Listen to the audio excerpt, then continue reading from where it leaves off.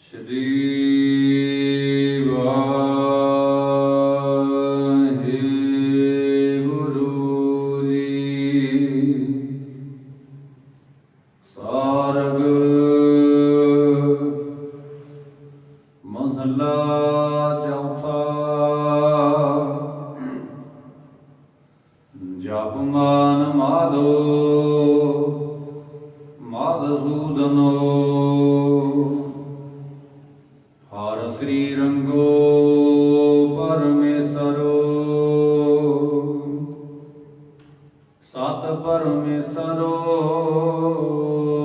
ਪ੍ਰਭ ਅੰਤਰਜਾਮੀ। ਸਭ ਦੁਖਨ ਕੋ ਹੰਤਾ ਸਭ ਸੁਖਨ ਕੋ ਦਾਤਾ। ਹਰ ਪ੍ਰੀਤਮ ਗੁਣ ਗਾਓ।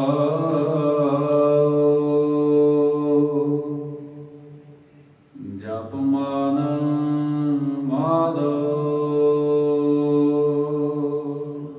ਵਾਹਿਗੁਰੂ ਜੀ ਕਾ ਖਾਲਸਾ ਵਾਹਿਗੁਰੂ ਜੀ ਕੀ ਫਤਿਹ। ਕੋਟ ਬ੍ਰਹਮੰਡਾਂ ਦੇ ਮਾਲਕ, ਜੁਗ ਜੁਗ ਅਟਲ,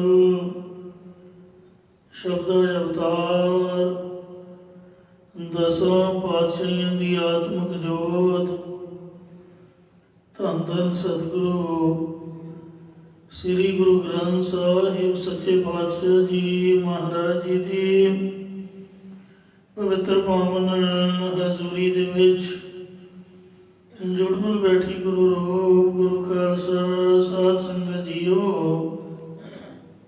ਆਓ ਬੜੇ ਪਿਆਰ ਔਰ ਸਤਿਕਾਰ ਦੇ ਨਾਲ ਅੰਮ੍ਰਿਤ ਬਾਣੀ ਹਰ ਹਰ ਤੇਰੀ ਸੁਣ ਸੁਣ ਹੋਵੇ ਪਰਮ ਗਤ ਮੇਰੀ। ਜਲਨ ਬੁਝੀ ਸੀਤਲ ਹੋਏ ਮਨੁਆ ਸਤਿਗੁਰ ਕਾ ਦਰਸ਼ਨ ਪਾਏ ਜੀਓ। ਸਤਿਗੁਰਾਂ ਦੀ ਪਵਿੱਤਰ ਅੰਮ੍ਰਿਤ ਬਾਣੀ ਦੀ ਕਥਾ ਵਿਚਾਰ ਵਿਆਖਿਆ ਸੋ ਸਰਵਣ ਕਰਕੇ ਲਾਭ ਪ੍ਰਾਪਤ ਕਰੋ ਜੀ। ਇੱਕ ਵਾਰ ਉਚਾਰਨ ਕਰੋ ਸਤਨਾਮ ਸ੍ਰੀ ਵਾਹਿਗੁਰੂ ਜੀ। ਸਤਨਾਮ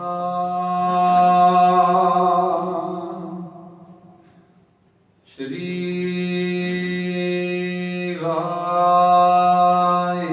ਵਾਹਿਗੁਰੂ ਜੀ।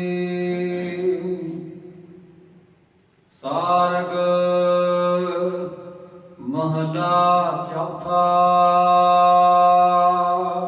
ਚੌਥੇ ਪਾਤਸ਼ਾਹ ਧੰਨ ਧੰਨ ਸਤਿਗੁਰੂ ਸ੍ਰੀ ਗੁਰੂ ਰਾਮਦਾਸ ਸਾਹਿਬ ਜੀ ਮਹਾਰਾਜ ਸਾਰੰਗ ਰਾਗ ਦੇ ਵਿੱਚ ਸ਼ੋਭਾਵਨ ਉਪਦੇਸ਼ ਦੀ ਬਖਸ਼ਿਸ਼ ਕਰ ਰਹੇ ਹਨ।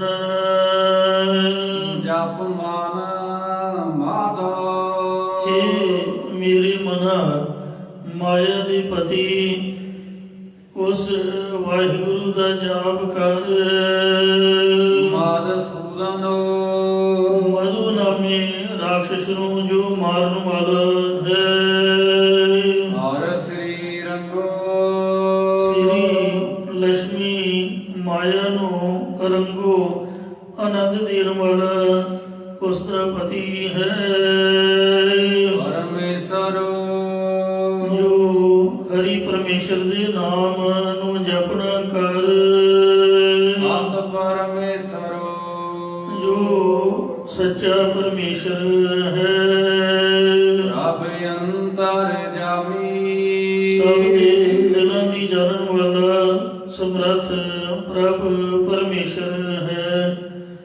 ਇਸੇ ਪ੍ਰਕਾਰ ਇਹ ਮੇਰੇ ਪਿਆਰੇ ਜਪ ਮਾਨ ਮਾਧੋ। ਮਾਇਆ ਦੇ ਪਤੀ ਨੂੰ ਮਨ ਦੇ ਵਿੱਚ ਜਪਣਾ ਕਰ। ਇਹ ਗੁਰੂ ਜੀ ਮਾਇਆ ਦੇ ਪਤੀ ਦਾ ਧਨੀ ਪੁਰਖ ਵੀ ਆਪਣੇ ਆਪ ਨੂੰ ਕਹਾਉਣ ਲੱਗ ਜਾਂਦੇ ਨੇ। ਮਹਾਰਾਜ ਫਰਮਾਉਂਦੇ ਨੇ ਮਧੂਸੂਦਨੋ। ਇਹ ਪਿਆਰੇ ਅਸੀਂ ਉਸ ਦੀ ਗੱਲ ਕਰ ਰਹੇ ਹਾਂ ਜਿਸ ਨੇ ਬ੍ਰਹਮਾ ਦੀ ਰੱਖਿਆ ਕਰਨ ਵਾਸਤੇ ਮਧੂ ਅਤੇ ਕੈਟਵਾਦਕ ਦੰਦਾਂ ਨੂੰ ਖਟਣਾ ਕੀਤਾ ਹੈ।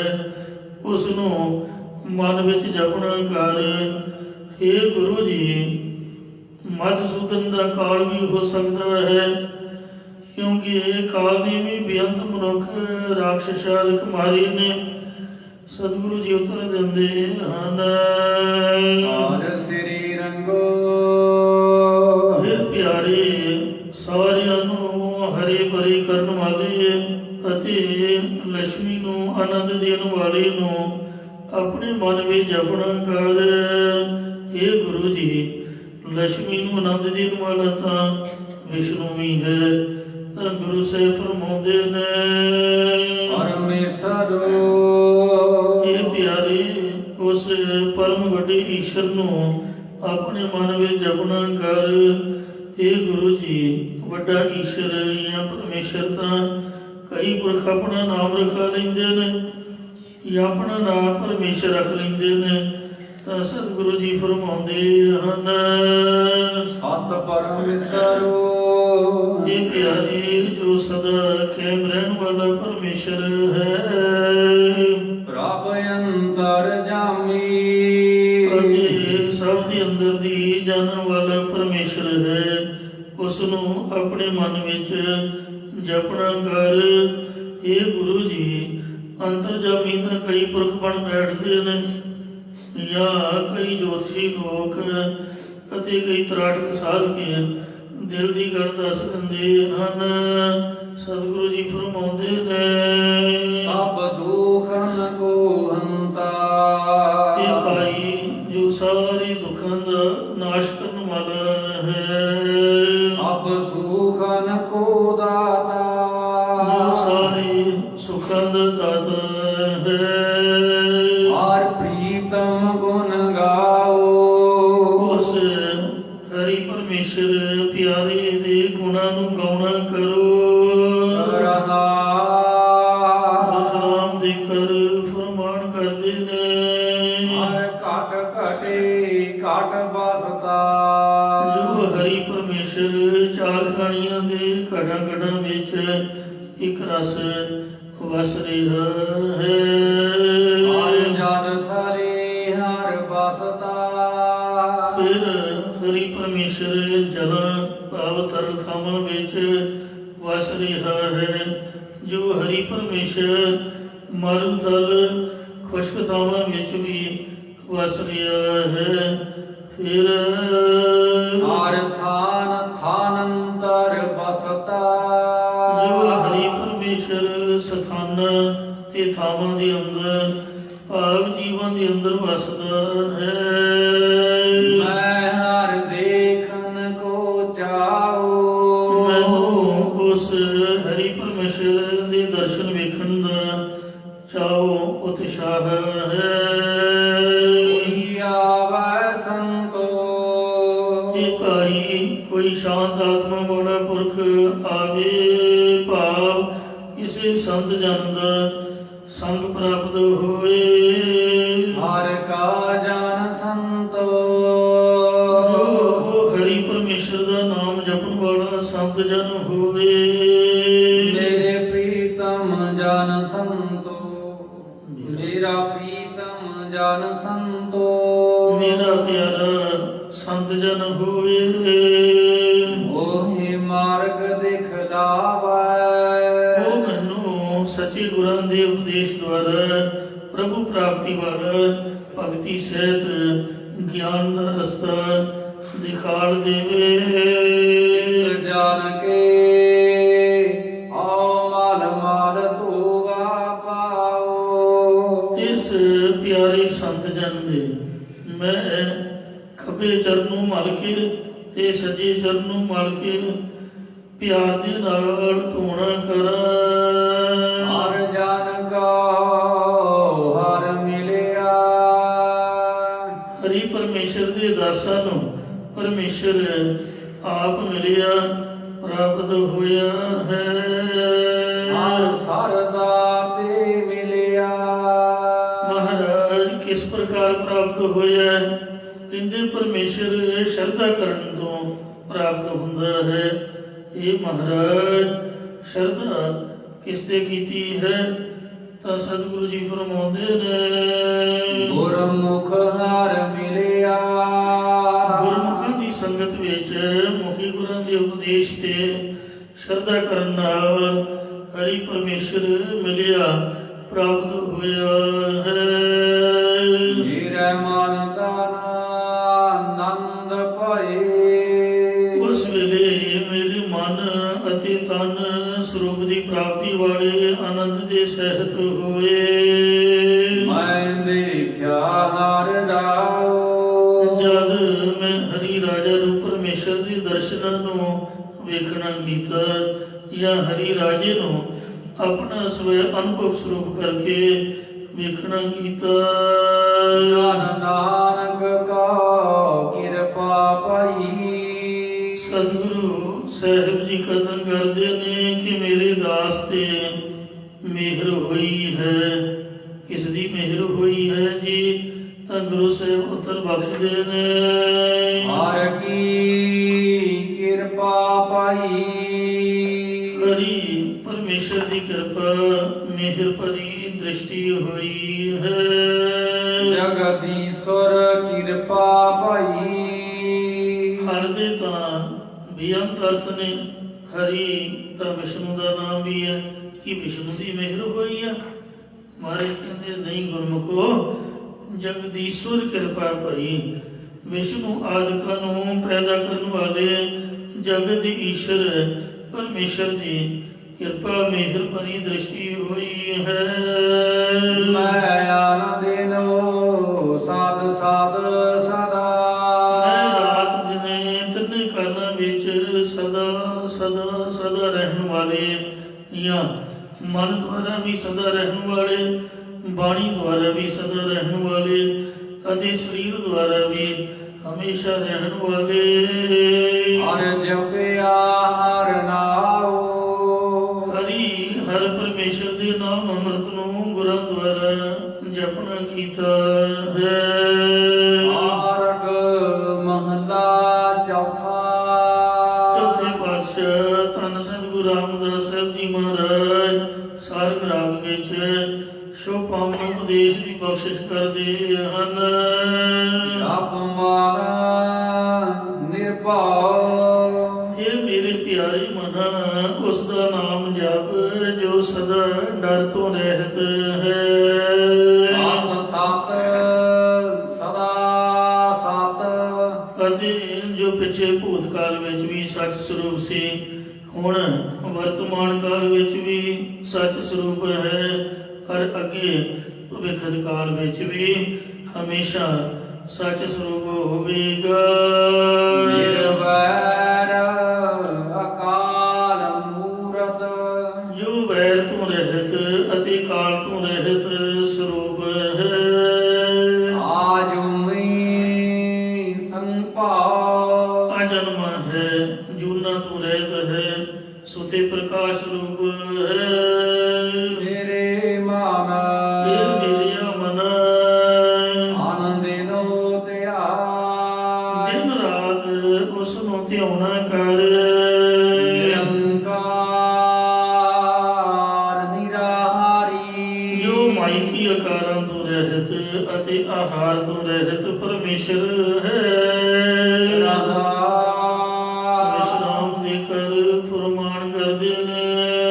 ਹਰ ਦਰਸ਼ਨ ਕਉ ਹਰ ਦਰਸ਼ਨ ਕਉ। ਜੋ ਹਰੀ ਪਰਮੇਸ਼ਰ ਹਰੇਕ ਦੇ ਅੰਦਰ ਦਰਸ਼ਨ ਦੀਦਾਰੇ ਦੇ ਰਿਹਾ ਹੈ, ਉਸ ਹਰੀ ਪਰਮੇਸ਼ਰ ਦੇ ਦਰਸ਼ਨ ਦੀਦਾਰੇ ਕਰਨ ਵਾਸਤੇ ਕੋਟ ਕੋਟ 33 ਸਿੱਧ ਜਤੀ ਜੋਗੀ।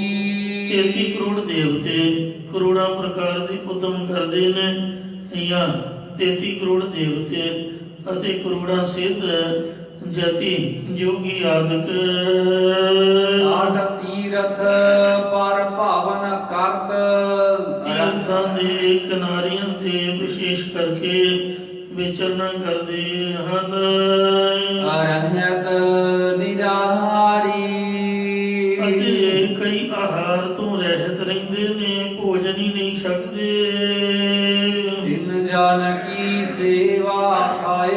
ਪਾਈ। ਇਸ ਭਗਤ ਜਨ ਦੀ ਸੇਵਾ ਟਹਿਲ ਥਾਈ ਕਬੂਲ ਪੈਂਦੀ ਹੈ। ਜਿਨ ਕਾ ਕਿਰਪਾਲ ਹੋਵਤ ਬਨਵਾਰੀ। ਜਿਸ ਦੇ ਉੱਤੇ ਸੰਸਾਰ ਭਾਵ ਦਾ ਵਾਲੀ ਪਰਮੇਸ਼ਰ ਕਿਰਪਾਲੂ ਦਿਆਲੂ ਹੁੰਦਾ ਹੈ।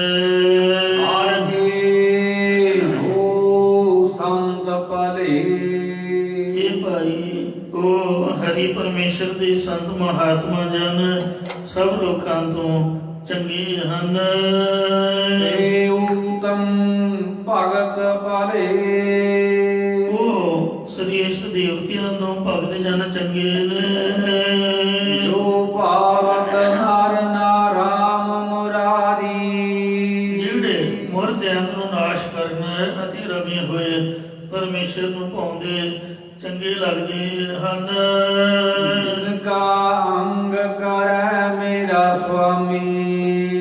ਅੰਗ ਨਾਮ ਹੈ ਪੱਖ ਦਾ ਮੇਰਾ ਮਾਲਕ ਪਰਮੇਸ਼ਰ ਜਿਨ੍ਹਾਂ ਪੁਰਖਾਂ ਦਾ ਪੱਖ ਕਰਦਾ ਹੈ। ਇਨ ਕੀ ਨਾਨਕ ਹਰ ਪੈਜ ਸਵਾਰੀ। ਸਤਿਗੁਰੂ ਸਾਹਿਬ ਜੀ ਕਥਨ ਕਰਦੇ ਨੇ ਕਿ ਤਿੰਨਾਂ ਪੁਰਖਾਂ ਦੀ ਹਰੀ ਪਰਮੇਸ਼ਰ ਨੇ ਆਪ ਲੋਕ ਪਰਲੋਕ ਦੇ ਵਿੱਚ ਇੱਜ਼ਤ ਸਵਾਰਨਾ ਕੀਤੀ ਹੈ। ਸਾਰਗ ਮਹਲਾ ਚੌਥਾ ਪੜਤਾਲ।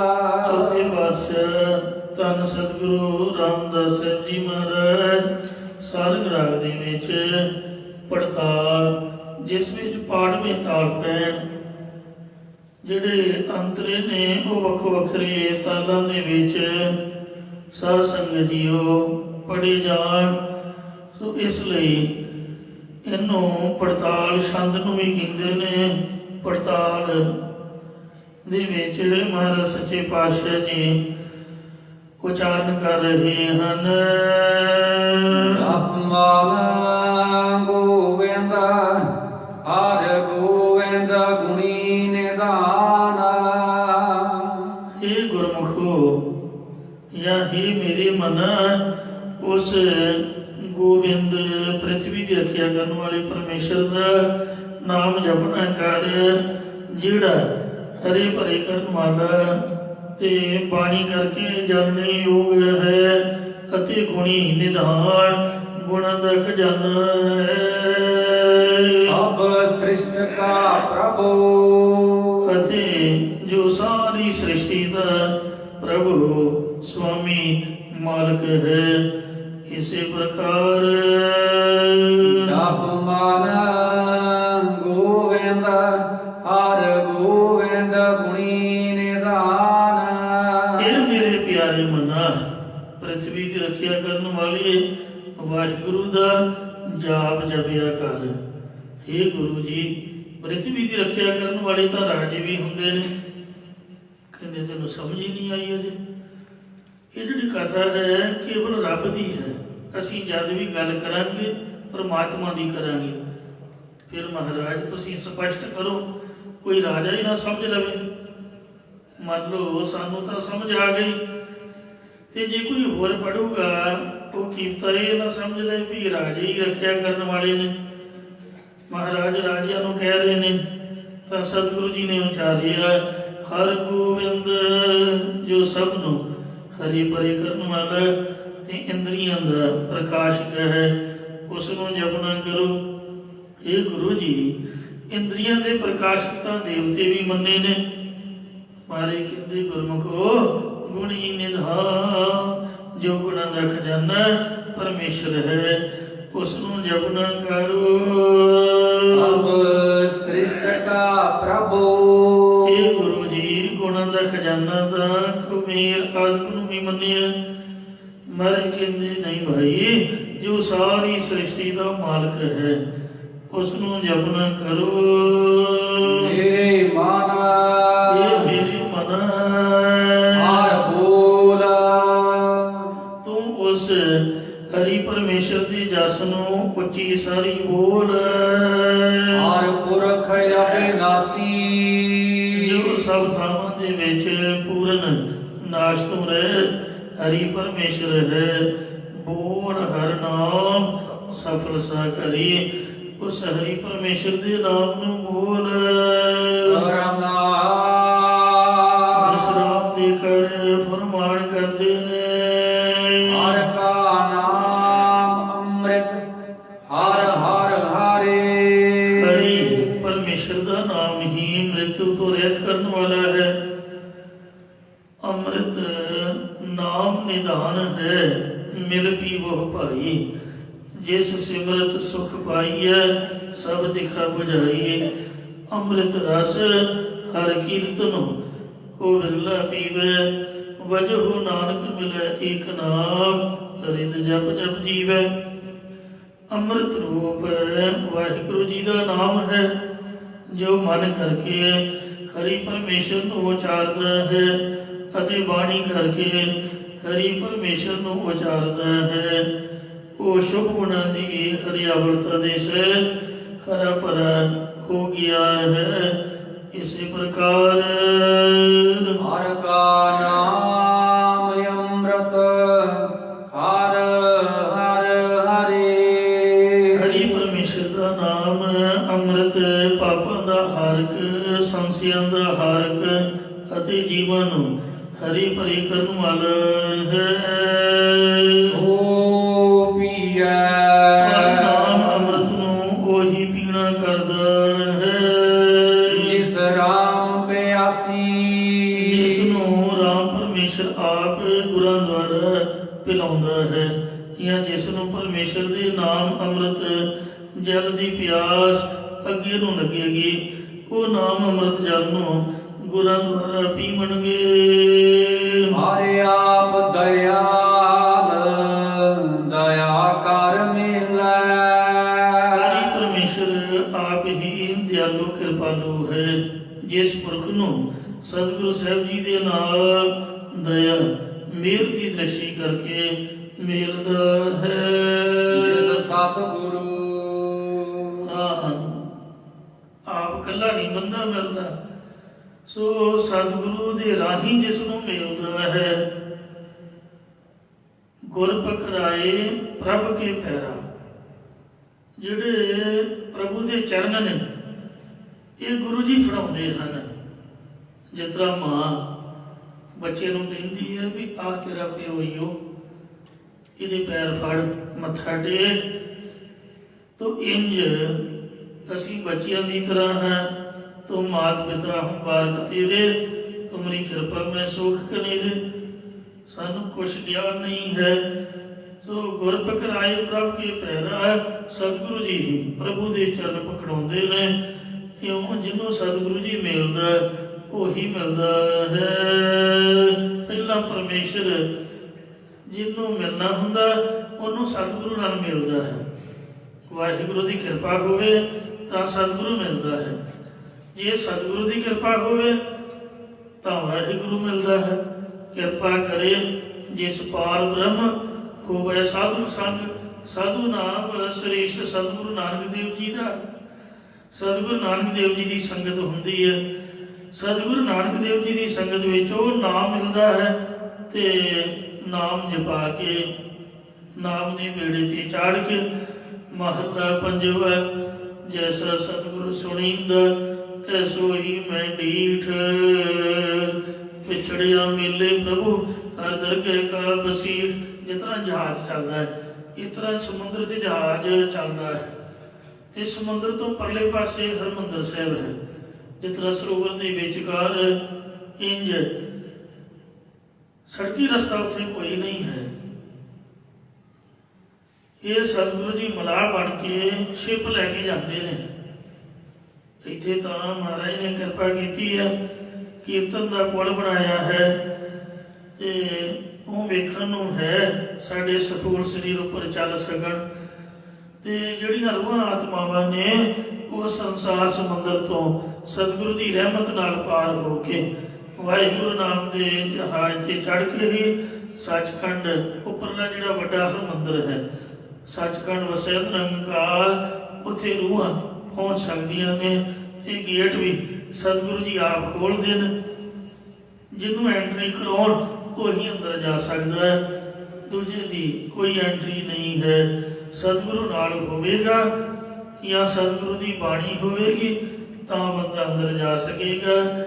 ਇਉਂ ਹਰੀ ਆਪ ਦਇਆਲੂ ਹੋ ਕੇ, ਕਿਰਪਾਲੂ ਹੋ ਕੇ, ਦਇਆ ਕਰਕੇ ਜਿਹਨੂੰ ਸਤਿਗੁਰੂ ਦੇ ਨਾਲ ਮੇਲ ਦੀ ਦ੍ਰਿਸ਼ਟੀ ਕਰਕੇ ਮਿਲਦਾ ਹੈ। ਸੋ ਜਾਨ ਹਰ ਹਰ ਅੰਮ੍ਰਿਤ ਨਾਮ ਚਖਾਸੀ। ਉਹ ਗੁਰਮੁਖ ਜਾਣੈ ਸਾਰਿਆਂ ਨੂੰ ਹਰੇ ਪਰੇ ਕਰਨ ਵਾਲੇ ਹਰੀ ਪਰਮੇਸ਼ਰ ਦੇ ਨਾਮ ਅੰਮ੍ਰਿਤ ਨੂੰ ਚੱਖਦਾ ਹੈ। ਜੋ ਜਨ ਸੇਵਾ ਸਾਧ ਸਦਾ ਮੇਰਾ ਹਰ ਹਾਰੇ। ਜਿਹੜਾ ਪੁਰਖ ਸਦਾ ਭੂਤਕਾਲ ਪਿਛਲੇ ਸਮੇਂ ਵਿੱਚ ਤੇ ਸਦਾ ਹਮੇਸ਼ਾ ਹੁਣ ਵਰਤਮਾਨ ਸਮੇਂ ਵਿੱਚ ਮੇਰੇ ਹਰੀ ਪਰਮੇਸ਼ਰ ਨੂੰ ਸੇਵਨਾ ਕਰਦਾ ਹੈ, ਜਾਂ ਜੋ ਮੇਰਾ ਹਰੀ ਪਰਮੇਸ਼ਰ ਸਦੀਵ ਕਾ ਰਹਿਣ ਵਾਲਾ ਜਿਹੜਾ ਪੁਰਖ ਉਸ ਪਰਮੇਸ਼ਰ ਨੂੰ ਮਨ ਬਾਣੀ ਸਰੀਰ ਕਰਕੇ ਸਿਮਰਦਾ ਹੈ। ਇਨਕਾ ਸਭ ਦੁਖ ਭਰਮ ਭਉ ਜਾਸੀ। ਇਸ ਦਾ ਜਨਮਾਂ ਜਨਮਾਂਤਰਾਂ ਦਾ ਪਿਛਲਾ ਸਾਰਾ ਦੁੱਖ, 5 ਪ੍ਰਕਾਰ ਦਾ ਭਰਮ ਤੇ ਡਰ ਦੂਰ ਹੋ ਜਾਵੇਗਾ। ਜਨ ਨਾਨਕ ਨਾਮ ਲਏ ਤਾਂ ਜੀਵੈ। ਸਤਿਗੁਰੂ ਸਾਹਿਬ ਜੀ ਕਥਨ ਕਰਦੇ ਨੇ ਕਿ ਜਦ ਗੁਰਮੁਖ ਪੁਰਖ ਪਰਮੇਸ਼ਰ ਦਾ ਨਾਮ ਲੈਣਾ ਕਰਦੇ, ਜਪਣਾ ਕਰਦੇ ਨੇ, ਤਦ ਆਤਮਿਕ ਜੀਵਨ ਵੱਲ ਜਿਉਂਦੇ ਹਨ। ਕਿਸ ਪ੍ਰਕਾਰ ਜਿਉਂਦੇ ਨੇ? ਸਤਿਗੁਰੂ ਜੀ ਫਰਮਾਉਂਦੇ ਨੇ, ਜੋ ਚਾਤ੍ਰਿਕ ਜਲ ਪੀਐ ਤ੍ਰਿਪਤਾਸੀ। ਜਿਵੇਂ ਚਾਤ੍ਰਿਕ ਬੰਬੀਹ ਸਵੰਤੀ ਬੂੰਦ ਦੇ ਪਾਣੀ ਪੀਣ ਨਾਲ ਤ੍ਰਿਪਤ ਹੁੰਦਾ ਹੈ, ਜਾਂ ਇਸੇ ਪ੍ਰਕਾਰ ਪ੍ਰਭੂ ਦੇ ਪਿਆਰੇ ਨਾਮ ਅੰਮ੍ਰਿਤ ਦੀ ਸਵੰਤੀ ਬੂੰਦ ਪੀ ਕੇ ਲੋਕ ਅਤੇ ਪਰਲੋਕ ਦੇ ਪਦਾਰਥਾਂ ਵੱਲੋਂ ਤ੍ਰਿਪਤ ਹੁੰਦੇ ਹਨ। ਮਾਰਗ ਮਹਲਾ ਚੌਥਾ। ਚੌਥੇ ਪਾਤਸ਼ਾਹ ਧੰਨ ਸਤਿਗੁਰੂ ਰਾਮਦਾਸ ਸਾਹਿਬ ਜੀ ਮਹਾਰਾਜ ਸਾਰੰਗ ਰਾਗ ਵਿੱਚ ਸ਼ੋ ਪਾਵਨ ਉਪਦੇਸ਼ ਦੀ ਬਖਸ਼ਿਸ਼ ਕਰਦੇ ਨੇ। ਜਪ ਮਾਰਾ ਸ੍ਰੀ ਰਾਮ। ਇਹ ਮੇਰੇ ਪਿਆਰੇ ਮਨਾ ਉਸ ਨੂੰ ਜਪਨਾ ਕਰ ਜੋ ਸ਼੍ਰੋਮਣੀ ਰਾਮ ਹੈ। हे ਗੁਰੂ ਜੀ, ਸ੍ਰੀ ਰਾਮਚੰਦਰ ਤਾਂ ਤ੍ਰੇਤੀ ਯੁੱਗ ਦੇ ਅਵਤਾਰ ਵੀ ਹੋਏ ਨੇ। ਮਾਰੇ ਕਹਿੰਦੇ ਕਮਲਿਆ ਤੂੰ ਗੱਲ ਸਮਝਿਆ ਕਰ, ਮੈਂ ਰਾਮਚੰਦਰ ਤੋਂ ਕੀ ਲੈਣਾ? ਤੈਨੂੰ ਪਤਾ ਹੈ ਵੀ ਕਥਾ ਤਾਂ ਪਰਮੇਸ਼ਰ ਦੀ ਹੈ। ਹਰ ਕੀਆਂ ਕਥਾ ਕਹਾਣੀਆਂ ਗੁਰਮੀਤ ਸੁਣਾਈਆਂ। ਇਸ ਲਈ ਸੁਣ, ਰਾਮ ਰਮਤ ਰਾਮ। ਸ੍ਰੀ ਰਾਮਚੰਦਰ ਨੂੰ ਨਹੀਂ ਮੈਂ ਆਖਿਆ ਹੈ, ਜੋ ਰਮਿਆ ਹੋਇਆ ਰਾਮ ਹੈ ਉਸ ਨੂੰ ਜਪਣਾ ਕਰ। ਇਹ ਗੁਰੂ ਜੀ, ਸਾਰਿਆਂ ਦੇ ਅੰਦਰ ਸਾਖੀ ਰੂਪ ਹੋ ਕੇ ਰਮਿਆ ਹੋਇਆ ਰਾਮ ਤਾਂ ਜੀਵਾਤਮਾ ਵੀ ਹੈ। ਹਮਾਰੇ ਕਹਿੰਦੇ ਰਾਮ, ਜੋ ਰਾਮ ਬਾਗ ਦੀ ਤਰ੍ਹਾਂ ਆਨੰਦ ਦੇਣ ਵਾਲਾ ਹੈ। ਅੰਮ੍ਰਿਤਸਰ ਦੇ ਵਿੱਚ ਇੱਕ ਰਾਮ ਬਾਗ ਹੈ। ਰਾਮ ਬਾਗ ਮਤਲਬ ਆਨੰਦ ਦੇਣ ਵਾਲਾ ਬਾਗ ਦੀ ਤਰ੍ਹਾਂ। ਬਾਗ ਦੇ ਵਿੱਚ ਨਿਆਣੇ ਵੇਖੋ ਕਿੰਨੀਆਂ ਛਾਲਾਂ ਮਾਰਦੇ, ਬਦੋ ਬਦੀ ਬੰਦਾ ਖੁਸ਼ ਹੁੰਦਾ। ਇੰਜ ਜਿਹੜਾ ਵਾਹਿਗੁਰੂ ਹਰ ਕਾ ਨਾਮ ਤੇ ਆਇਕ ਹੋ ਹਰਿਆ ਭਾਈ, ਸੋ ਆਨੰਦ ਦੇਣ ਵਾਲਾ ਰਾਮ ਬਾਗ ਦੀ ਤਰ੍ਹਾਂ। ਸਤ ਰਾਮ। ਇਹ ਭਾਈ ਅਸੀਂ ਤਾਂ ਉਸ ਰਾਮ ਪਰਮੇਸ਼ਰ ਦੀ ਗੱਲ ਕਰਦੇ ਹਾਂ ਜੋ ਪਿੱਛੇ ਭੂਤਕਾਲ ਵਿੱਚ ਵੀ ਸੱਚ ਸਰੂਪ ਸੀਗਾ, ਹੁਣ ਵਰਤਮਾਨ ਸਮੇਂ ਵਿੱਚ ਵੀ ਸੱਚ ਸਰੂਪ ਹੈ, ਅਤੇ ਜੋ ਰਾਮ ਪਰਮੇਸ਼ਰ ਹੈ ਅੱਗੇ ਭਵਿੱਖ ਕਾਲ ਵਿੱਚ ਵੀ ਸੱਚ ਸਰੂਪ ਹੋਵੇਗਾ। ਇਸ ਲਈ ਉਸ ਵਾਹਿਗੁਰੂ ਨੂੰ ਜਪਣਾ ਕਰ। ਰਾਮ ਤਾਂ ਤ੍ਰੇਤੇ ਯੁੱਗ 'ਚ ਹੋਇਆ ਤੇ ਹੋ ਕੇ ਚਲਾ ਗਿਆ, ਜਿਸ ਬਾਬਤ ਨਾਵੇਂ ਪਾਤਸ਼ਾਹ ਨੇ ਸਲੋਕਾਂ ਦੇ ਵਿੱਚ ਉਚਾਰਿਆ, ਰਾਮ ਗਇਓ ਰਾਮਨ ਗਇਓ ਜਾਕੂ ਬਹੁ ਪਰਵਾਰ, ਕਹੋ ਨਾਨਕ ਤਿਰ ਕਛ ਨਹੀਂ ਸੁਪਨੇ ਜਿਉ ਸੰਸਾਰ। ਇਸੇ ਪ੍ਰਕਾਰ ਮਹਾਰਾਜ ਸੱਚੇ ਪਾਤਸ਼ਾਹ ਜੀ ਫਰਮਾਉਂਦੇ ਹਨ, ਜਪ ਮਾਰ ਮਨਾ ਉਸ ਸ੍ਰੀ ਸ਼੍ਰੋਮਣੀ ਰਾਮ ਪਰਮੇਸ਼ਰ ਨੂੰ ਜਪਣਾ ਕਰ। ਰਾਮ ਰਮਤ ਰਾਮ ਜੋ ਰਾਮ ਹਰੀ ਰਾਮ ਪਰਮੇਸ਼ਰ ਸਭ ਥਾਂ ਰਮਤ ਰਮਿਆ ਹੋਇਆ ਹੈ। ਸਤ ਸਤ ਰਾਮ ਅਤੇ ਜੋ ਰਾਮ ਪਰਮੇਸ਼ਰ ਸਤ ਨਿਸ਼ਚੈ ਕਰਕੇ ਤਿੰਨਾਂ ਕਾਲਾਂ ਦੇ ਵਿੱਚ ਸੱਚ ਸਰੂਪ ਹੈ। ਬੋਲੋ ਭਈਆ ਇਹ ਭਈਆ ਜੀ ਬਿਹਾਰੀ ਬੋਲੀ ਹੈ। ਆਪਾਂ ਕਹਿੰਦੇ ਹਾਂ ਹੇ ਭਰਾ ਜੀ, ਮਾਲਵਈ ਕਹਿੰਦੇ ਨੇ ਹੇ ਬਾਈ ਜੀ।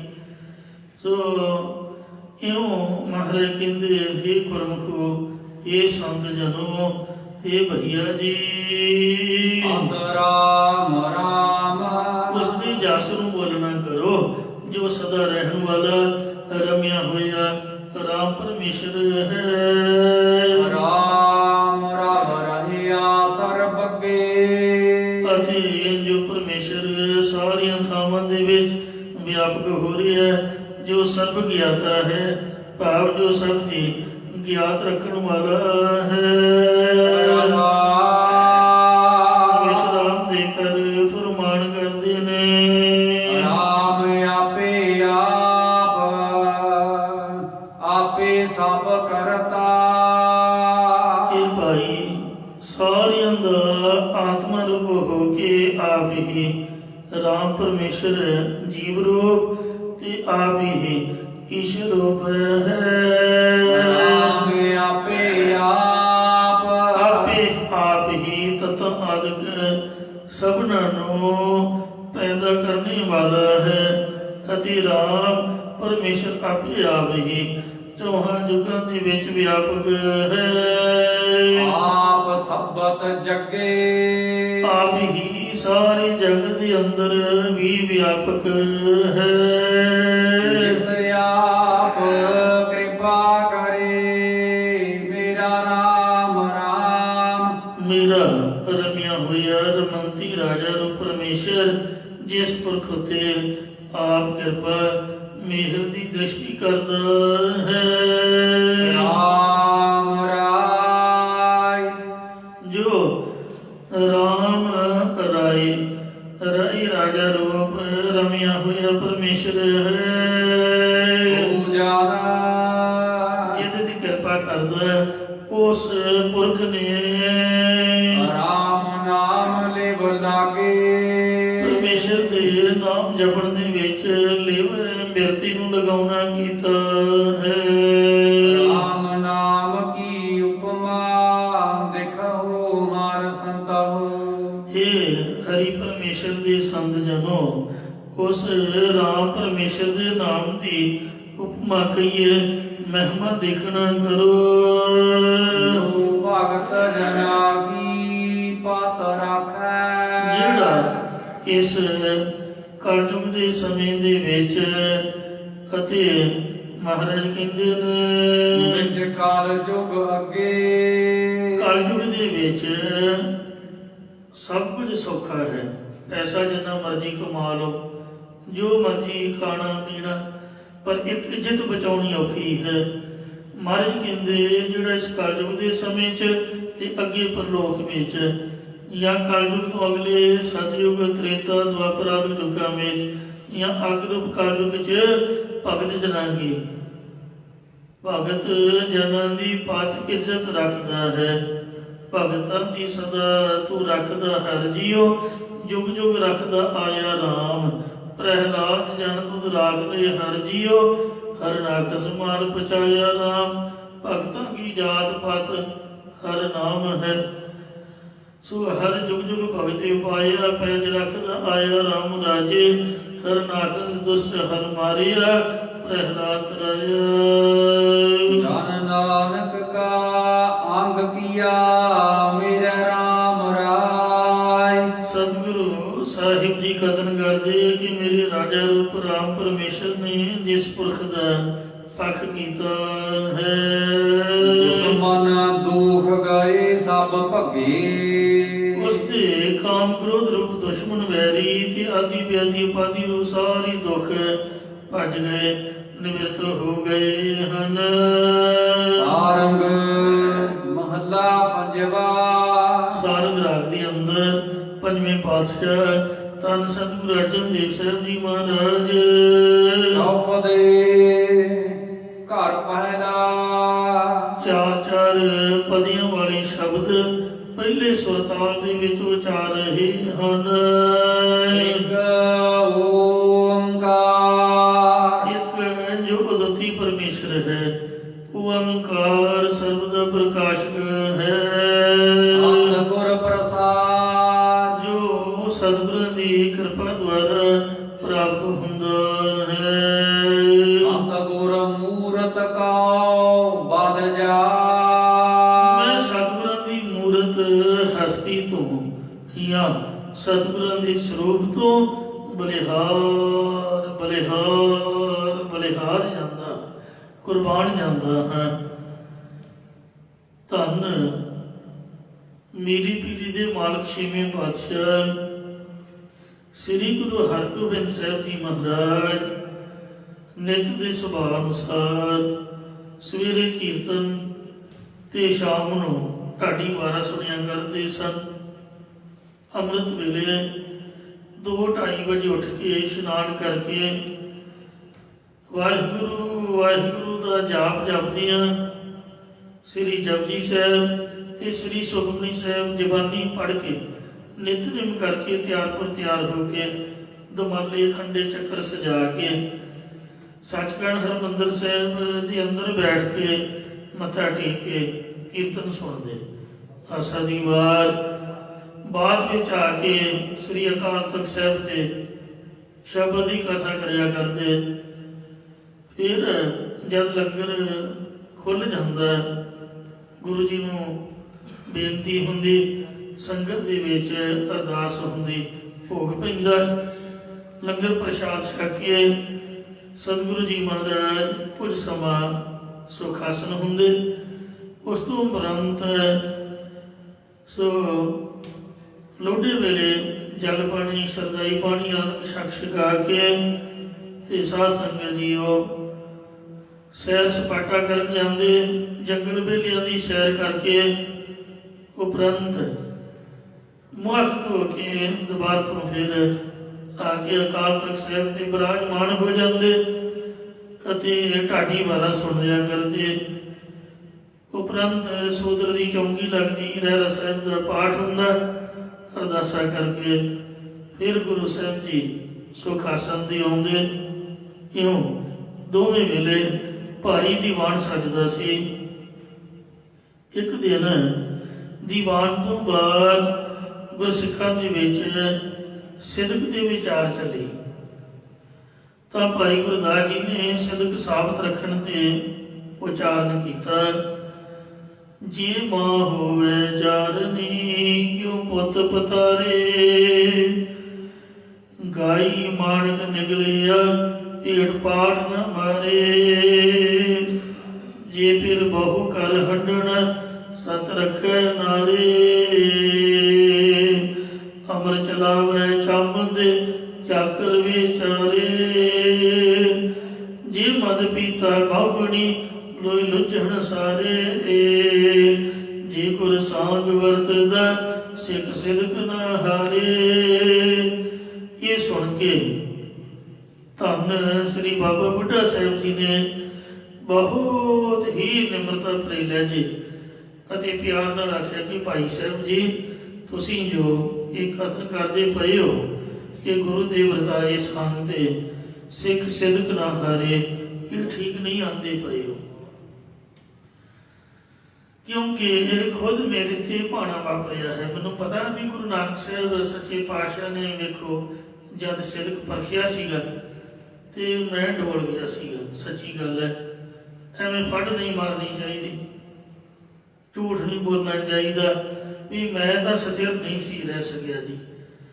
ਆਹ ਗੱਲ ਜਿਹੜੀ ਹੈ ਤੁਹਾਡੀ ਮੈਨੂੰ ਸਹੀ ਨਹੀਂ ਜਾਪਦੀ, ਕਿਉਂਕਿ ਜਦ ਹਨੇਰੀ ਚੱਲਦੀ ਹੈ ਤਦੋਂ ਪੱਤੇ ਤਾਂ ਸਾਰੇ ਦਰਖਤ ਹੀ ਹਿੱਲ ਜਾਂਦੇ ਨੇ, ਪਰ ਕੁਝ ਬ੍ਰਿਕਸ਼ ਜੜ੍ਹਾਂ ਤੋਂ ਵੀ ਪੁੱਟੇ ਜਾਂਦੇ ਨੇ। ਇਹ ਸੁਣ ਕੇ ਭਾਈ ਸਾਹਿਬ ਜੀ ਨੇ ਕਿਹਾ ਕਿ ਹਨੇਰੀਆਂ ਜਿਤਨੀਆਂ ਮਰਜ਼ੀ ਹੋਣ, ਸਿੱਧਕੀ ਸਿੱਖਾਂ ਦੇ ਹਿਰਦੇ ਪਰਬਤ ਵਾਂਗ ਨੇ, ਜੋ ਹਨੇਰੀਆਂ ਦੇ ਚੱਲਣ ਤੋਂ ਡੋਲਦੇ ਨਹੀਂ। ਸਿੱਖ ਨੂੰ ਆਪਣਾ ਸਿਦਕ ਨਹੀਂ ਹਾਰਨਾ ਚਾਹੀਦਾ। ਇਹ ਗੱਲ ਗੁਰੂ ਜੀ ਨੇ ਵੀ ਸੁਣ ਲਈ। ਥੋੜੇ ਸਮੇਂ ਬਾਅਦ ਗੁਰੂ ਜੀ ਨੇ ਭਾਈ ਗੁਰਦਾਸ ਸਾਹਿਬ ਜੀ ਨੂੰ ਕਾਬੁਲ ਕੰਧਾਰ ਵਿਖੇ, ਅਫਗਾਨਿਸਤਾਨ ਦੀ ਰਾਜਧਾਨੀ ਕਾਬੁਲ ਹੈ, ਕੰਧਾਰ ਵੀ ਲਾਗੇ ਸ਼ਹਿਰ, ਇੱਥੇ ਘੋੜੇ ਖਰੀਦਣ ਲਈ ਭੇਜਣਾ ਕੀਤਾ ਅਤੇ ਨਾਲ ਮੋਹਰਾਂ ਦੀਆਂ ਪੇਟੀਆਂ ਵੀ ਘੋੜਿਆਂ ਦਾ ਮੁੱਲ ਤਾਰਨ ਲਈ ਦਿੱਤੀਆਂ। ਦੋ ਜ਼ਿੰਮੇਵਾਰ ਸਿੱਖ ਭਾਈ ਗੁਰਦਿੱਤਾ ਜੀ ਤੇ ਭਾਈ ਧੁਨੀ ਚੰਦ ਮੁਨਸ਼ੀ ਦਿੱਤੇ।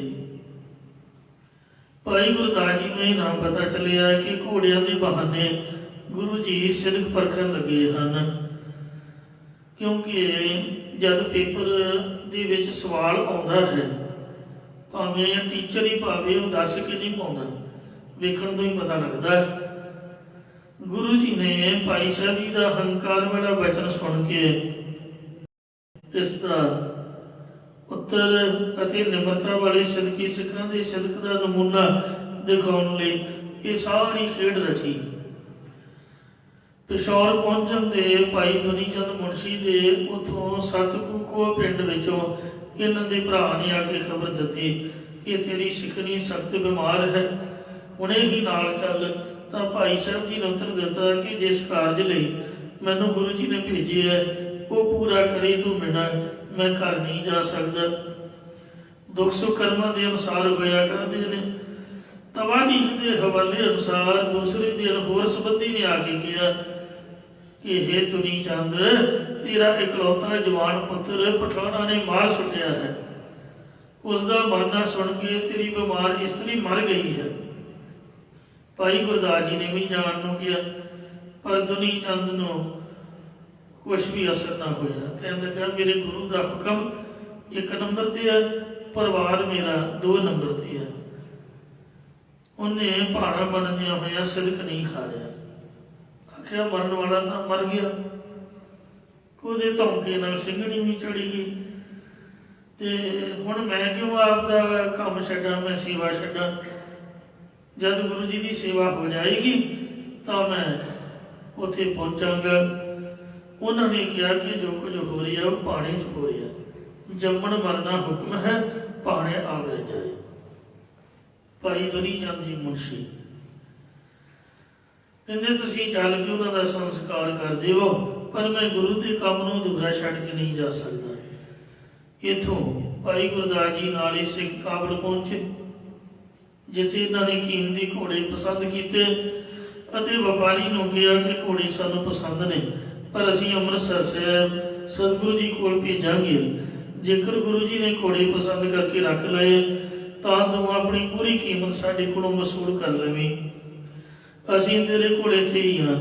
ਵਪਾਰੀ ਨੇ ਆਪਣੇ ਘੋੜਿਆਂ ਉੱਤੇ ਮਾਣ ਕਰਦਿਆਂ ਕਿਹਾ ਕਿ ਮੇਰੇ ਘੋੜੇ ਐਸੇ ਨਹੀਂ ਹਨ ਜੋ ਸਤਿਗੁਰੂ ਜੀ ਨੂੰ ਪਸੰਦ ਨਹੀਂ ਆਉਣਗੇ। ਘੋੜੇ ਅੰਮ੍ਰਿਤਸਰ ਭੇਜੇ ਗਏ, ਜਿੱਥੇ ਗੁਰੂ ਜੀ ਨੇ ਪਸੰਦ ਕਰਕੇ ਸਾਰੇ ਦੇ ਸਾਰੇ ਹੀ ਰੱਖ ਲਏ, ਇੱਕ ਵੀ ਨਾ ਵਾਪਸ ਮੋੜਿਆ ਅਤੇ ਹੁਕਮ ਦਿੱਤਾ ਇਹਨਾਂ ਦਾ ਮੁੱਲ ਉਤਾਰ ਦਿੱਤਾ ਜਾਏ। ਤਾਂ ਜਦੋਂ ਭਾਈ ਗੁਰਦਾਸ ਜੀ ਨੇ ਤੰਬੂ ਵਿੱਚ ਜਾ ਕੇ ਮੋਹਰਾਂ ਦੀ ਪੇਟੀ ਖੋਲੀ ਤਾਂ ਗੁਰੂ ਜੀ ਦਾ ਐਸਾ ਸਾਂਤ ਵਰਤਿਆ ਕਿ ਭਾਈ ਸਾਹਿਬ ਜੀ ਨੂੰ ਮੋਹਰਾਂ ਸੀ ਤਾਂ ਸੋਨੇ ਦੀਆਂ ਹੀ ਮੋਹਰਾਂ ਦਿਸੀਆਂ ਠੀਕਰੀਆਂ, ਅੱਖਾਂ ਹੀ ਘੁੰਮ ਗਈਆਂ। ਭਾਈ ਗੁਰਦਾਸ ਜੀ ਸੋਚਣ ਲੱਗੇ ਕਿ ਜਾਂ ਤਾਂ ਮੋਹਰਾਂ ਰਸਤੇ 'ਚ ਚੋਰੀ ਹੋ ਗਈਆਂ ਨੇ, ਕਿਸੇ ਨੇ ਮੋਹਰਾਂ ਦੀ ਬਜਾਏ ਕਿ ਸ਼ੱਕ ਨਾ ਪਵੇ ਠੀਕਰੀਆਂ ਭਰ ਦਿੱਤੀਆਂ ਨੇ ਕਿ ਭਾਰ ਉਸੇ ਤਰ੍ਹਾਂ ਬਣਿਆ ਰਹੇ, ਜਾਂ ਗੁਰੂ ਜੀ ਨੇ ਮੇਰੇ ਨਾਲ ਮਖੌਲ ਕੀਤਾ ਹੈ। ਫਿਰ ਸੋਚਦਾ ਕਿ ਗੁਰੂ ਜੀ ਨੇ ਤਾਂ ਕਦੇ ਵੀ ਕਿਸੇ ਨਾਲ ਮਖੌਲ ਨਹੀਂ ਕੀਤਾ, ਇਸ ਦਾ ਮਤਲਬ ਇਹੀ ਹੈ ਕਿ ਮੋਹਰਾਂ ਚੋਰੀ ਹੋ ਗਈਆਂ ਨੇ। ਹੁਣ ਮੈਂ ਵਪਾਰੀ ਨੂੰ ਮੂੰਹ ਦਿਖਾਉਣ ਜੋਗਾ ਨਹੀਂ ਰਿਹਾ। ਸਾਰੇ ਇਲਾਕੇ ਵਿੱਚ ਬਾਕੀ ਦੇ ਸਿੱਖਾਂ ਨਾਲੋਂ ਮੇਰਾ ਸਤਿਕਾਰ ਵਿਸ਼ੇਸ਼ ਕਰਕੇ ਵਧੇਰੇ ਹੋ ਰਿਹਾ, ਇਹ ਸਭ ਕੁਝ ਮਿੱਟੀ ਵਿੱਚ ਮਿਲ ਜਾਵੇਗਾ, ਹੁਣ ਇੱਥੋਂ ਛੁਪ ਜਾਣਾ ਹੀ ਵਾਜਬ ਹੋਏਗਾ। ਇਹ ਵਿਚਾਰ ਕੇ ਭਾਈ ਗੁਰਦਾਸ ਜੀ ਪਿੱਛੋਂ ਤੰਬੂ ਪਾੜ ਕੇ ਬਾਹਰ ਨਿਕਲ ਗਏ ਤੇ ਭੱਜ ਕੇ ਕਾਸ਼ੀ ਵਿੱਚ ਜਾ ਵੜੇ। ਉੱਥੇ ਜਾ ਕੇ ਗੁਰਮਤਿ ਦਾ ਪ੍ਰਚਾਰ ਕਰਨ ਲੱਗ ਪਏ। ਉੱਥੇ ਭਾਈ ਸਾਹਿਬ ਜੀ ਨੇ ਚੇਤਨ ਮੱਠ ਵਾਲੇ ਅਸਥਾਨ ਉੱਪਰ ਨਿਵਾਸ ਕੀਤਾ। ਆਪਣੇ ਜੀਵਨ ਤੇ ਗੁਰਮਤਿ ਦੇ ਪ੍ਰਭਾਵ ਕਰਕੇ ਦਿਨ ਬ ਦਿਨ ਕਾਸ਼ੀ ਦੇ ਪੰਡਤਾਂ ਅਤੇ ਲੋਕਾਂ ਵਿੱਚ ਸਤਿਕਾਰ ਵੱਧ ਗਿਆ। ਕਾਸ਼ੀ ਦੇ ਰਾਜੇ ਨੇ ਪ੍ਰਭਾਵਿਤ ਹੋ ਕੇ ਆਪਣੇ ਦਰਬਾਰ ਵਿੱਚ ਸੱਦਿਆ ਅਤੇ ਨਿਤਾ ਪ੍ਰਤੀ ਸੰਗਤ ਹੋਣ ਲੱਗੀ। ਤੇ ਭਾਈ ਗੁਰਦਾਸ ਜੀ ਦੇ ਮਨ ਤੇ ਉਪਰੋਕਤ ਘਟਨਾ ਤੇ ਗੁਰੂ ਜੀ ਦੇ ਵਿਛੋੜੇ ਕਰਕੇ ਡੂੰਘਾ ਅਸਰ ਹੁੰਦਾ ਗਿਆ। ਰਾਜਾ ਤਾਂ ਖੁਸ਼ ਸੀਗਾ, ਉਥੋਂ ਦੀ ਸੰਗਤ ਵੀ ਖੁਸ਼ ਸੀਗੀ, ਕਥਾ ਬੜੀ ਸੋਹਣੀ ਕਰਦੇ ਸੀਗੇ। ਗੁਰਮਤਿ ਦੇ ਮਹਾਨ ਕਥਾਵਾਚਕ ਫਿਲਾਸਫਰ ਸਭ ਤੋਂ ਪਹਿਲੇ ਭਾਈ ਗੁਰਦਾਸ ਜੀ ਹੋਏ ਨੇ। ਭਾਈ ਗੁਰਦਾਸ ਜੀ ਤੋਂ ਪਹਿਲਾਂ ਸਿੱਖਾਂ ਦੇ ਵਿੱਚੋਂ ਕੋਈ ਕਥਾਵਾਚਕ ਨਹੀਂ ਹੋਇਆ। ਉਹ ਕਥਾ ਦੇ ਪਿਤਾਮਾ ਨੇ। ਇਹਨਾਂ ਤੋਂ ਪਹਿਲਾਂ ਗੁਰੂ ਸਾਹਿਬ ਖੁਦ ਆਪ ਕਥਾ ਕਰਿਆ ਕਰਦੇ ਸੀਗੇ ਤੇ ਗੁਰਬਾਣੀ ਦੀ ਕਥਾ ਗੁਰਬਾਣੀ ਦੁਆਰਾ ਹੀ ਸਪਸ਼ਟ ਕਰਦੇ ਹੁੰਦੇ ਸਨ।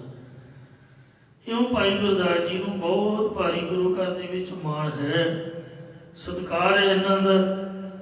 ਇਸ ਕਰਕੇ ਲੋਕਾਂ ਦਾ ਤਾਂ ਜੀ ਉਹਨਾਂ ਲਾਤਾ, ਪਰ ਖੁਦ ਆਪਣਾ ਜੀ ਉਹਨਾਂ ਦਾ ਲੱਗੇ ਕੋਈ ਨਾ। ਜਿਹੜੀ ਕਥਾ ਹੁਣ ਗੁਰਦੁਆਰੇ ਕਰਨੀ ਹੈ ਉਹ ਰਾਜ ਮਹਿਲਾਂ 'ਚ ਕਰਨ ਤੋਂ ਦਿਲ ਥੋੜ੍ਹਾ ਲੱਗੂਗਾ। ਗੁਰਦੁਆਰੇ ਤਾਂ ਜਿੰਦਾਬਾਦ, ਜੈ ਜੈਕਾਰ, ਰੋਜ਼ ਮਹਾਰਾਜ ਦੇ ਦਰਸ਼ਨ ਹੁੰਦੇ ਸੀ, ਗੱਲਾਂ ਬਾਤਾਂ, ਗੁਰੂ ਜੀ ਦੇ ਬਚਨ ਸੁਣਦੇ। ਇਹ ਜਿਹੜੀ ਘਟਨਾ ਘਟੀ ਸੀਗੀ ਇਹਦਾ ਮਨ ਤੇ ਅਸਰ ਬੜਾ ਸੀ। ਭਾਈ ਸਾਹਿਬ ਦਾ ਦਿਲ ਨਾ ਲੱਗਿਆ, ਡੂੰਘਾ ਅਸਰ ਹੁੰਦਾ ਗਿਆ। ਰਾਜਾ ਸਤਿਗੁਰਾਂ ਦਾ ਸ਼ਰਧਾਲੂ ਬਣ ਗਿਆ, ਪਰ ਇਹ ਗੱਲ ਪੰਡਤਾਂ ਨੂੰ ਚੰਗੀ ਨਾ ਲੱਗੀ। ਉੱਥੇ ਰਾਜ ਪੰਡਤ ਜਾਂ ਇੱਧਰ ਉੱਧਰ ਦੇ ਹੋਰ ਕਾਸ਼ੀ 'ਚ ਬੜੇ ਵਿਦਵਾਨ ਸੀਗੇ। ਤਦੋਂ ਭਾਈ ਸਾਹਿਬ ਨਾਲ ਚਰਚਾ ਕਰਨ ਲਈ ਰਾਜੇ ਦੇ ਦਰਬਾਰ ਵਿੱਚ ਆਏ, ਜਿੱਥੇ ਖਾਸ ਕਰਕੇ 3 ਵਿਸ਼ਿਆਂ ਤੇ ਬਹੁਤ ਵੱਡੀ ਬਹਿਸ ਹੋਈ। ਪਹਿਲਾ ਵਿਸ਼ਾ ਸੀ ਕਿ ਸਾਰੇ ਤੀਰਥਾਂ ਨੂੰ ਛੱਡ ਕੇ ਤੁਹਾਡੇ ਗੁਰੂ ਨੇ ਅੰਮ੍ਰਿਤਸਰ ਸਾਹਿਬ ਨਵਾਂ ਤੀਰਥ ਕਿਉਂ ਰਚਿਆ ਹੈ। ਦੂਸਰਾ ਵਿਸ਼ਾ ਸੀ ਸਾਰੇ ਵੇਦ ਸ਼ਾਸਤਰ ਛੱਡ ਕੇ ਤੁਹਾਡੇ ਗੁਰੂ ਜੀ ਨੇ ਗੁਰੂ ਗ੍ਰੰਥ ਸਾਹਿਬ ਜੀ ਦੀ ਨਵੀਂ ਰਚਨਾ ਕਿਉਂ ਕੀਤੀ, ਇਹਦੀ ਲੋੜ ਕੀ ਸੀ। ਤੀਸਰਾ ਵਿਸ਼ਾ ਪੰਡਤਾਂ ਨੇ ਰੱਖਿਆ ਕਿ ਪ੍ਰਮਾਤਮਾ ਦੇ ਅਨੰਤ ਨਾਮ ਪਹਿਲਾਂ ਹੀ ਬਹੁਤ ਸਨ, ਤੁਸੀਂ ਇਹ ਸਾਰੇ ਛੱਡ ਕੇ ਵਾਹਿਗੁਰੂ ਮੰਤਰ ਵੱਖਰਾ ਹੀ ਕਿਉਂ ਉਚਾਰਨ ਕੀਤਾ। ਤਾਂ ਅੱਗੋਂ ਭਾਈ ਸਾਹਿਬ ਜੀ ਨੇ ਇਹਨਾਂ 3 ਪ੍ਰਸ਼ਨਾਂ ਦਾ ਬਹੁਤ ਲਾਜਵਾਬ ਉੱਤਰ ਦਿੱਤਾ, ਜਿਸ ਨੂੰ ਸੁਣ ਕੇ ਉਹ ਬ੍ਰਾਹਮਣ ਸਾਰੇ ਭਾਈ ਗੁਰਦਾਸ ਸਾਹਿਬ ਦੇ ਚਰਨੀ ਪੈ ਗਏ। ਇਹ ਸਾਰੀ ਕਥਾ ਸ੍ਰੀ ਗੁਰਪ੍ਰਤਾਪ ਸੂਰਜ ਗ੍ਰੰਥ ਵਿੱਚ ਕਵੀ ਸੰਤੋਖ ਸਿੰਘ ਜੀ ਨੇ ਬੜੇ ਵਿਸਤਾਰ ਸਹਿਤ ਲਿਖੀ ਹੈ। ਉਹ ਪੰਡਤ ਵੀ ਸ਼ਰਧਾਲੂ ਬਣ ਗਏ। ਇਹਨਾਂ 3 ਬਹਿਸਾਂ ਦੀ ਵਿਚਾਰ ਇਤਿਹਾਸ ਦੇ ਪੰਨਿਆਂ ਤੇ ਵਿਸਤਾਰ ਪੂਰਵਕ ਭਾਈ ਗੁਰਦਾਸ ਜੀ ਦੀ ਕਾਸ਼ੀ ਦੀ ਚਰਚਾ 'ਚ ਪੜ੍ਹੀ ਜਾ ਸਕਦੀ ਹੈ। ਇਹ ਵਿਸਤਾਰ ਦੇ ਡਰ ਤੋਂ ਅਸੀਂ ਬਹੁਤਾ ਖੋਲ ਕੇ ਨਹੀਂ ਤੁਹਾਡੇ ਨਾਲ ਬਚਨ ਕਰ ਰਹੇ। ਉਧਰ ਦੂਜੇ ਪਾਸੇ ਜਦੋਂ ਭਾਈ ਗੁਰਦਾਸ ਜੀ ਤੰਬੂ ਪਾੜ ਕੇ ਕਾਸ਼ੀ ਵੱਲ ਨੂੰ ਚਲੇ ਗਏ ਸਨ, ਤਾਂ ਬਾਹਰੋਂ ਵਪਾਰੀ ਨੇ ਸਿੱਖਾਂ ਨੂੰ ਕਿਹਾ ਕਿ ਭਾਈ ਗੁਰਦਾਸ ਜੀ ਅਜੇ ਤੱਕ ਬਾਹਰ ਕਿਉਂ ਨਹੀਂ ਆਏ। ਤਦੋਂ ਉਹਨਾਂ ਨੇ ਅੰਦਰ ਜਾ ਕੇ ਦੇਖਿਆ ਕਿ ਉੱਥੇ ਭਾਈ ਗੁਰਦਾਸ ਜੀ ਸੀਓ ਹੀ ਨਹੀਂ। ਪਿੱਛੋਂ ਤੰਬੂ ਪਾਟਿਆ ਹੋਇਆ ਤੇ ਮੋਹਰਾਂ ਦੀਆਂ ਪੇਟੀਆਂ ਵਿਖਲ ਰਹੀਆਂ ਪਈਆਂ ਨੇ। ਇਹ ਹੈਰਾਨੀ ਵਾਲੀ ਗੱਲ ਸੀ ਵੀ ਇੱਕ ਜ਼ਿੰਮੇਵਾਰ ਸਿੱਖ ਸ੍ਰੀ ਗੁਰੂ ਅਰਜਨ ਦੇਵ ਮਹਾਰਾਜ ਦਾ ਮਾਮਾ, ਕਿੱਡਾ ਵੱਡਾ ਗੁਰੂ ਦਾ ਅਨਿਲ ਸ਼ਰਧਾਲੂ ਪਿਆਰਾ, ਉਹ ਆਪਦੀ ਜ਼ਿੰਮੇਵਾਰੀ ਤੋਂ ਭੱਜ ਕਿਉਂ ਗਿਆ। ਸਿੱਖਾਂ ਨੇ ਮੋਹਰਾਂ ਦੀਆਂ ਪੇਟੀਆਂ ਤੇ ਖਿਲਰੀਆਂ ਪਈਆਂ ਮੋਹਰਾਂ ਸੰਭਾਲੀਆਂ, ਘੋੜਿਆਂ ਦਾ ਮੁੱਲ ਤਾਰਿਆ। ਵਪਾਰੀ ਪ੍ਰਸੰਨਚਿਤ ਹੋ ਕੇ ਚਲਾ ਗਿਆ ਤੇ ਸਿੱਖਾਂ ਨੇ ਬਚੀਆਂ ਮੋਹਰਾਂ ਤੋਂ 5 ਘੋੜੇ ਹੋਰ ਵੀ ਖਰੀਦ ਲਏ। ਦੱਸੋ, ਭਾਈ ਗੁਰਦਾਸ ਜੀ ਨੂੰ ਕੁਛ ਨਹੀਂ ਮਿਲਿਆ ਤੇ ਸਿੱਖਾਂ ਨੇ ਲਾਭ ਲੈ ਲਿਆ, ਜਿਨ੍ਹਾਂ ਚੋਂ ਇੱਕ ਦਾ ਮੁੱਲ ਉੱਥੋਂ ਦੀਆਂ ਸੰਗਤਾਂ ਨੇ ਤਾਰ ਦਿੱਤਾ। ਜਦੋਂ ਭਾਈ ਗੁਰਦਿੱਤਾ ਜੀ ਤੇ ਮੁਰਸ਼ਿਦ ਦੁਨੀ ਚੰਦ ਉੱਥੋਂ ਇੱਕ ਮੰਜ਼ਿਲ ਵਾਪਸ ਆਏ, ਤਦੋਂ ਭਾਈ ਗੁਰਦਿੱਤੇ ਦੇ 2 ਸੰਬੰਧੀ ਆ ਕੇ ਮਿਲੇ। ਉਹਨਾਂ ਕਿਹਾ ਕਿ ਰਾਤੀ ਤੇਰੇ ਘਰ ਵਿੱਚ ਚੋਰ ਆਏ ਸਨ, ਜਿਨ੍ਹਾਂ ਨੇ ਚੋਰੀ ਦੇ ਨਾਲ ਤੇਰੇ ਪੁੱਤਰ ਦਾ ਵੀ ਕਤਲ ਕਰ ਦਿੱਤਾ। ਰੌਲਾ ਪੈਣ ਤੋਂ ਬਾਕੀ ਦੇ ਚੋਰ ਤਾਂ ਭੱਜ ਗਏ ਨੇ, ਪਰ ਇੱਕ ਚੋਰ ਨਗਰ ਵਾਲਿਆਂ ਨੇ ਫੜ ਕੇ ਰੱਖਿਆ ਹੋਇਆ। ਤੂੰ ਜਲਦੀ ਚੱਲ, ਕੀ ਪਤਾ ਤੇਰਾ ਲੁੱਟਿਆ ਹੋਇਆ ਸਮਾਨ ਕੁਝ ਵਾਪਸ ਹੋ ਸਕੇ। ਅੱਗੋਂ ਹਰ ਸੋਗ ਵਿੱਚ ਇੱਕ ਸਮਾ ਲੈਣ ਵਾਲੇ ਭਾਈ ਗੁਰਦਿੱਤਾ ਜੀ ਨੇ ਕਿਹਾ ਕਿ ਜੋ ਕੁਝ ਹੋਣਾ ਸੀ ਸੋ ਤਾਂ ਗਿਆ ਹੋ, ਤੇ ਚੋਰ ਨੂੰ ਕੁੱਟਣ ਦੇ ਨਾਲ ਮੇਰਾ ਮੁੰਡਾ ਤਾਂ ਵਾਪਸ ਆ ਨਹੀਂ ਜਾਊਗਾ। ਤੁਸੀਂ ਜਾਓ, ਬੱਚੇ ਦਾ ਸੰਸਕਾਰ ਕਰ ਦਿਓ। ਉਹਦਾ ਸਾਰੇ ਪਰਿਵਾਰ ਨਾਲ ਇਤਨਾ ਹੀ ਸੰਯੋਗ ਹੋਵੇਗਾ ਜਿੰਨਾ ਰੱਬ ਨੇ ਲਿਖਿਆ ਤੇ ਪਰਮਾਤਮਾ ਨੇ ਬੁਲਾ ਲਿਆ। ਬਾਕੀ ਜੋ ਸਾਡੀ ਪ੍ਰਾਰਬਧ ਦਾ ਧਨ ਪਦਾਰਥ ਹੈ ਉਤਨਾ ਕੁ ਹੀ ਕੋਲ ਰਿਹਾ ਹੈ, ਬਾਕੀ ਸਾਡਾ ਨਹੀਂ ਹੋਵੇਗਾ। ਕੀ ਤਾਂ ਉਹਨਾਂ ਦਾ ਹੀ ਹੋਊਗਾ, ਪਿਛਲੇ ਜਨਮ ਦਾ ਮੈਂ ਦੇਣਾ ਹੋਊਗਾ, ਉਹ ਨਾਪੇ ਆਗੇ ਲੈ ਲਿਆ। ਪਰ ਮੈਂ ਆਪਣੇ ਗੁਰੂ ਦੇ ਕਾਰਜ ਨੂੰ ਵਿਚਕਾਰ ਨਹੀਂ ਛੱਡਾਂਗਾ। ਇਹ ਕਾਰਜ ਸੰਪੂਰਨ ਹੋਣ ਤੇ ਗੁਰੂ ਜੀ ਦੀ ਆਗਿਆ ਪਾ ਕੇ ਹੀ ਘਰ ਨੂੰ ਜਾਵਾਂਗਾ। ਇਹ ਮੰਜ਼ਿਲਾਂ ਤੈਅ ਕਰਦੇ ਹੋਏ ਸਤਿਗੁਰੂ ਜੀ ਦੇ ਪਾਸ ਪਹੁੰਚ ਤੇ ਕਾਬਲ ਤੋਂ ਲੈ ਕੇ ਸਾਰੀ ਵਾਰਤਾ ਕਹਿ ਸੁਣਾਈ। ਗੁਰੂ ਜੀ ਦੀਆਂ ਬਹੁਤ ਭਾਰੀ ਖੁਸ਼ੀਆਂ ਹੋਈਆਂ ਕਿ ਤੁਸੀਂ ਨਿਰਹੰਕਾਰ ਹੋ ਕੇ ਸਿਦਕ ਪਾਲਿਆ ਹੈ। ਆਉਣ ਵਾਲੇ ਸਮੇਂ ਵਿੱਚ ਤੁਹਾਡੀ ਸਿਦਕ ਦੀਆਂ ਮਿਸਾਲਾਂ ਦਿੱਤੀਆਂ ਜਾਇਆ ਕਰਨਗੀਆਂ। ਉਧਰ ਭਾਈ ਗੁਰਦਾਸ ਜੀ ਦੇ ਭਾਵੇਂ ਰਾਜਾ ਪਰਜਾ ਤੇ ਕਾਸ਼ੀ ਦੇ ਪੰਡਿਤ ਸਾਰੇ ਭਾਈ ਜੀ ਦੇ ਸ਼ਰਧਾਲੂ ਬਣ ਗਏ ਸਨ। ਉਹਨਾਂ ਸ਼ਰਧਾਲੂਆਂ ਦੀ ਗਿਣਤੀ 700 ਤੱਕ ਪਹੁੰਚ ਗਈ ਸੀ। ਪਰ ਗੁਰੂ ਦੇ ਵਿਛੋੜੇ ਵਿੱਚ ਅਤੇ ਆਪਣੇ ਕੀਤੇ ਤੇ ਇੰਨਾ ਪਛਤਾਤਾਪ ਕਰਦੇ ਰਹਿੰਦੇ ਕਿ ਕਈ ਵਾਰ ਵੈਰਾਗ ਦੇ ਹੰਝੂ ਵਹਾਉਂਦੇ ਹੋਏ ਬੇਨਤੀਆਂ ਕਰਦੇ ਸਨ, ਇਹ ਸਤਿਗੁਰੂ ਜੀ ਤੁਸੀਂ ਆਪਣੇ ਮਿਲਣ ਦਾ ਕੋਈ ਆਪ ਹੀ ਰਾਹ ਕੱਢੋ। ਹੁਣ ਮੇਰੇ ਕੋਲੋਂ ਇਹੋ ਵਿਛੋੜਾ ਸਹਿਆ ਨਾ ਜਾਏ, ਇਹ ਵਿਛੋੜਾ ਸਹਾਰਿਆ ਨਹੀਂ ਜਾਂਦਾ। ਇਸੇ ਯਾਦ ਵਿੱਚ ਭਾਈ ਸਾਹਿਬ ਜੀ ਨੂੰ ਇੱਕ ਰਾਤ ਸੁਪਨੇ ਵਿੱਚ ਸ੍ਰੀ ਗੁਰੂ ਹਰਗੋਬਿੰਦ ਸਾਹਿਬ ਜੀ ਦੇ ਦਰਸ਼ਨ ਹੋਏ। ਡਾਕਟਰ ਭਾਈ ਵੀਰ ਸਿੰਘ ਦੀ ਇੱਕ ਕਵਿਤਾ ਹੈ, ਕੰਬ ਦੀ ਕਲਾਈ। ਕਲਾਈ ਨਾਮ ਹੈ ਬਾਂਹ ਦਾ, ਮਤਲਬ ਬਾਂਹ ਮੇਰੀ ਕੰਬਣ ਲੱਗ ਪਈ। ਕਿਵੇਂ?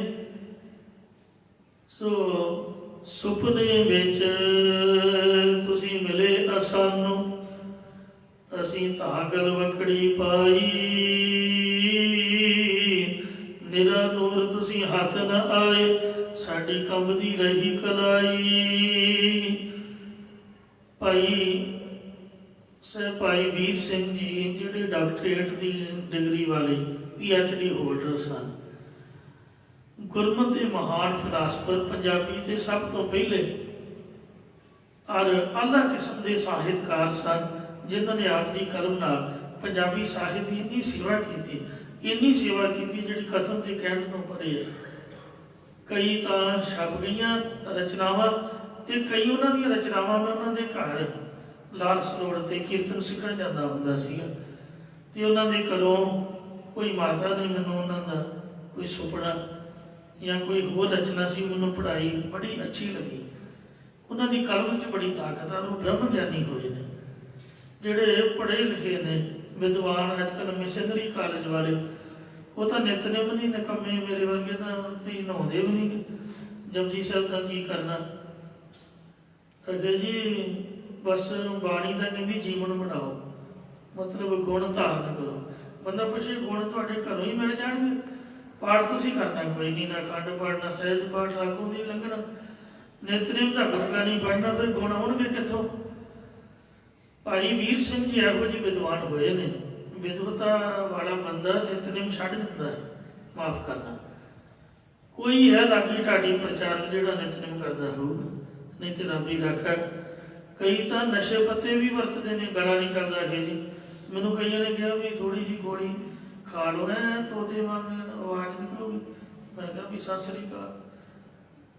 ਘਰੋਂ ਤਾਂ ਇਹ ਗੁਰਦੁਆਰੇ ਵੀ ਮਹਾਂਪੁਰਖਾਂ ਦੀ ਰਹਿਤ ਅੱਛੀ ਹੈ ਤੇ ਸੰਤਾਂ ਨੇ ਤਾਂ ਚਾਹ ਵੀ ਛਡਾਤੀ, ਤੁਸੀਂ ਫੀਮ ਦੀ ਗੱਲ ਕਰ ਰਹੇ ਹੋ। ਭਲਿਓ ਲੋਕੋ, ਲਾਗੇ ਕੋਈ ਪੁਲਿਸ ਆਫਿਸਰ ਸੀਗਾ ਤੁਹਾਡੇ ਨਾਲ ਹੀ ਕਿਤੇ, ਤੇ ਇੱਕ ਦਿਨ ਲਾਗੇ ਆ ਕੇ ਬੈਠ ਗਿਆ ਖੰਡ ਪਾਠ ਦੀ ਡਿਊਟੀ ਤੋਂ ਬਾਅਦ।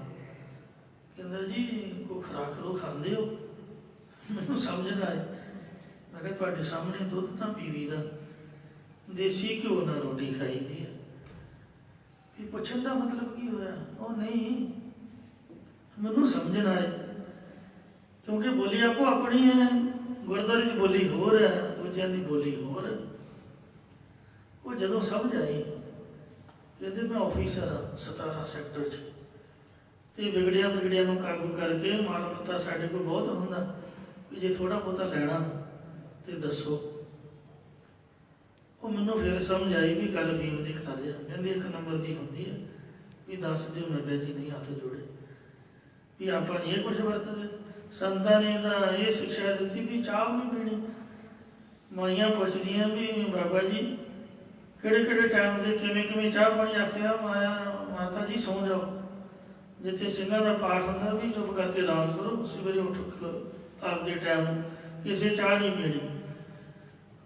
ਆ ਜਿਹੜੇ ਕਾਂ ਕਬੂਤਰ ਨੇ, ਜਿਹੜੇ ਪਸ਼ੂ ਪੰਛੀ ਤੁਸੀਂ ਵੇਖਿਆ ਹੋਊਗਾ, ਜਦੋਂ ਹਨੇਰਾ ਪੈ ਜਾਂਦਾ ਰਹਿ ਰਸ ਦੇ ਪਾਠ ਤੋਂ ਬਾਅਦ ਉਹ ਕੋਈ ਖਾਂਦੇ ਪੀਂਦੇ ਨਹੀਂ ਹਨ।